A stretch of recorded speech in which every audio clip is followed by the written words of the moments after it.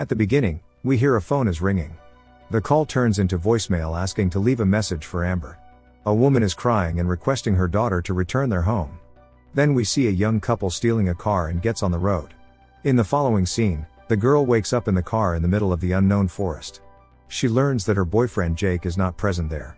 She calms down when she sees him standing far away in the woods. Her phone vibrates again and she receives a call from home, but she ignores it. She asks her boyfriend if they are in Florida. He says he is not sure about the place.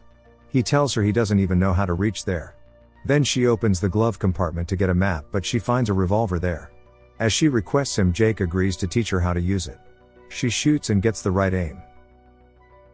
Jake is impressed by her first attempt. Then he asks her to shoot with her eyes open next time. Amber asks him how is she looking with a gun. He warns him to be careful with the revolver as it not a toy.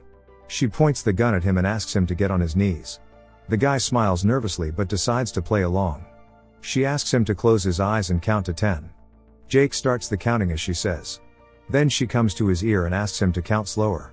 After a few seconds, he opens his eyes and sees her running away in the woods while laughing at him.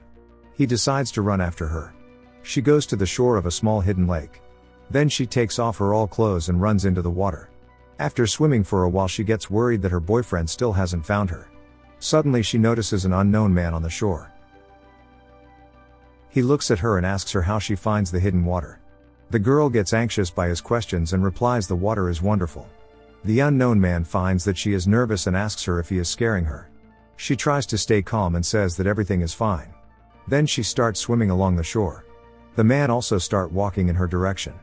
The girl feels uncomfort and asks if he is following her. He says that he is just enjoying the place. Amber tries to relieve the tension and calls him a bad boy. The man wonders if it is her car parked nearby. The girl smiles and asks him if met a boy here. The man asks her to swim closer as he can't hear her. He asks for her name. Her cheerful mood is almost gone. She tells her name while looking at gun in her clothes. She gets scared and warns him that if he doesn't get out of here, her boyfriend will beat her. The man doubts this and shocks her by saying that her boyfriend is already dead.